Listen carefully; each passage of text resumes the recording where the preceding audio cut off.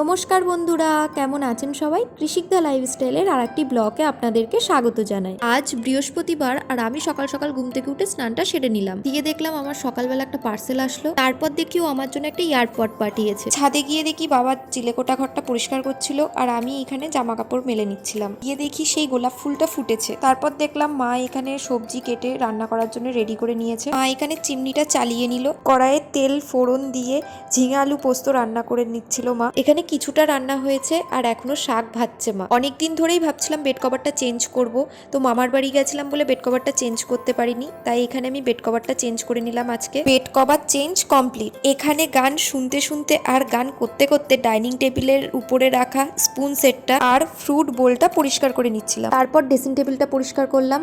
দুপুরের খাওয়া দাওয়া সেরে চলে গেলাম ও বাড়ি, মানে বাপের বাড়ি। অনেকদিন পরে ও বাড়িতে গিয়ে একটু মা ভাই পাপার সাথে বসে একটু গল্প করছিলাম। মায়ে হাটটা কিনেছে মায়ের জন্য, কি দারুণ না হাটটা। তখন আমি ভিডিও বানাতাম না, আমি আর ভাই মিলে ড্রয়িংটা করেছিলাম দেওয়ালে। এগুলো আমার ভাই বানিয়েছে আর ও এইগুলো বানাতে পছন্দ করে। দিয়ে আমি মা আর ভাই মিলে চলে গেলাম একটু দোকানে। তারপর আমরা একটু ঝালমুড়ি খেয়ে নিলাম, আমাদের পাড়ার সামনেই দোকান। তারপর আমরা চলে গেলাম এই দোকানটায় সবকিছু পাওয়া যায়। দিয়ে পাপা মা ভাইকে টাটা করে চলে আসলাম বাড়িতে। তারপর বাড়িতে এসে ওর কিছু জামা আমি আয়রন করে নিচ্ছিলাম। অনেকদিন ধরেই ওর জামাগুলো পড়েছিল। ও যখন জুন মাসে ছুটিতে এসেছিল তখন এই জামাগুলো ইউজ করেছিল, তাই আমি জামাগুলো ওয়াশ করে আয়রন করছিলাম। শুধু ওর জামা ছিল না, বাবারও দু একটা জামা ছিল, তাই আমি মা আর বাবা টিভি দেখতে দেখতে আমি কাজগুলো সেরে নিলাম। আজকের ভিডিওটা এই পর্যন্তই। ভিডিওটা ভালো লাগলে লাইক কমেন্ট শেয়ার করবেন। আরো নতুন নতুন ভিডিও পেতে আমার চ্যানেলটাকে সাবস্ক্রাইব করবেন। দেখা হচ্ছে নেক্সট ব্লগে। ভালো থাকবেন, সুস্থ থাকবেন, সাবধানে থাকবেন। টাটা।